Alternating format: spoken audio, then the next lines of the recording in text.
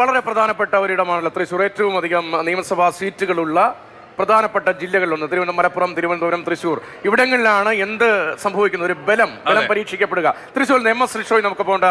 ലിഷോയ്, നഗരത്തിലെ സ്ഥിതിയെക്കുറിച്ച് നേരത്തെ വിശദമായി ചർച്ച ചെയ്യപ്പെട്ടതാണ്. കോർപ്പറേഷൻ UDF തിരികെ വരുമോ അതോ LDFന് ഒപ്പം എന്ന പാറ്റേണിലേക്ക് പോകുമോ?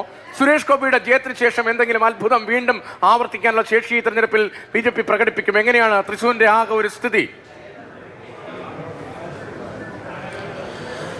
രതീഷ്, തിരഞ്ഞെടുപ്പ് കഴിഞ്ഞതിന് ശേഷം നമ്മൾ രാഷ്ട്രീയ പാർട്ടി പ്രതിനിധികളുമായൊക്കെ സംസാരിച്ചപ്പോൾ നമുക്ക് മനസ്സിലായ ഒരു കാര്യമെന്ന് പറയുന്നത് BJPക്ക് നേരത്തെ ഈ ലോക്സഭാ തെരഞ്ഞെടുപ്പിൽ ഉണ്ടായ അത്രയ്ക്കുള്ള ഒരു മേൽക്കൈ ഒന്നും തന്നെ ഈ തദ്ദേശ തെരഞ്ഞെടുപ്പിൽ ഉണ്ടാകാനുള്ള യാതൊരു വിധത്തിലുള്ള സാധ്യതയും കാണാനില്ല. കാരണം അവരുടെ നേതാക്കന്മാർ തന്നെ അത്രത്തോളം ആത്മവിശ്വാസ കുറവിലാണ് ഉള്ളത്. അവർ എന്തായാലും കോർപ്പറേഷൻ പിടിക്കാൻ കഴിയുമെന്ന് ഇപ്പോഴും നേതാക്കന്മാർ പോലും ഉറപ്പിച്ച് പറയുന്നില്ല എന്നുള്ളതാണ്.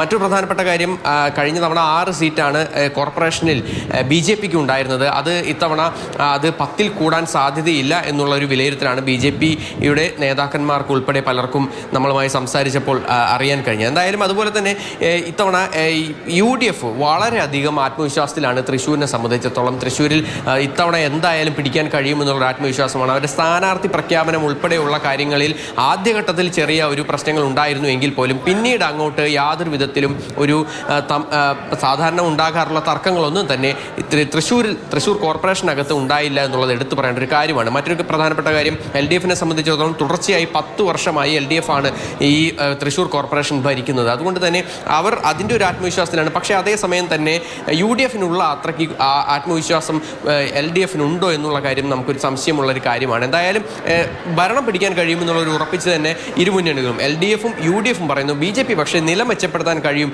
എന്നുള്ള ഒരു ആത്മവിശ്വാസം മാത്രമാണ് ഇപ്പോൾ പ്രകടിപ്പിക്കുന്നത്. ശരി, കുടിവെള്ള പ്രശ്നമടക്കം, റോഡ് പ്രശ്നമടക്കം, കോർപ്പറേഷൻ അഴിമതി അടക്കമുള്ള കാര്യങ്ങൾ ചൂണ്ടിക്കാണിച്ചുകൊണ്ടുള്ള വലിയ പ്രചാരണ യുദ്ധം തന്നെയാണ് ഈ പോയ കാലയളവിൽ തൃശ്ശൂരിൽ ഉണ്ടായത്. മാത്രമല്ല, ഈ പുലികളിയുമായി ബന്ധപ്പെട്ട അവസാനമുണ്ടായ വിവാദങ്ങൾ, സുരേഷ് ഗോപി പോസ്റ്റർ വെച്ചു പക്ഷെ പണം കിട്ടിയിട്ടില്ല എന്നടക്കമുള്ള കാര്യങ്ങളൊക്കെ തൃശ്ശൂർക്കാരുടെ ഒരു മനസ്ഥിതി എത്രത്തോളം ബാധിച്ചിട്ടുണ്ട് എന്നുള്ളത് ഈ കലിംഗ് ഒരു വലിയ പ്രശ്നമായിരുന്നു. അങ്ങനെയുണ്ടായ വിവാദങ്ങളൊക്കെ എങ്ങനെ സ്വാധീനിച്ചിട്ടുണ്ട് എന്നുള്ളതൊക്കെ നമുക്ക് നോക്കാം. തൃശ്ശൂർ കഴിഞ്ഞ തവണ ഇഞ്ചോടിഞ്ചായിരുന്നു.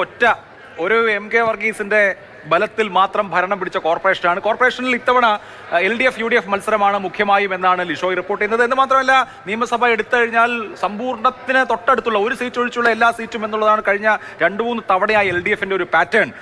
കഴിഞ്ഞ തവണ ചാലക്കുടി നഷ്ടമായി, അതിന് മുമ്പ് വടക്കാഞ്ചേരി നഷ്ടമായി. പക്ഷേ LDF നിയമസഭയിലേക്ക് വലിയ തോതിൽ പ്രതീക്ഷ വെക്കുന്ന പ്രധാനപ്പെട്ട ജില്ലകളിൽ ഒന്നാണ് തൃശ്ശൂർ. അവിടെ ഗ്രാമപഞ്ചായത്ത് നോക്കുകയാണെങ്കിൽ 69-16 അതിൽ ഒന്നും ഈ പറയുന്ന താരതമ്യമില്ല. ഈ കോർപ്പറേഷനിലേക്ക് വരുമ്പോൾ മാത്രമാണ് ആ ബലാബലം ഉണ്ടായത്.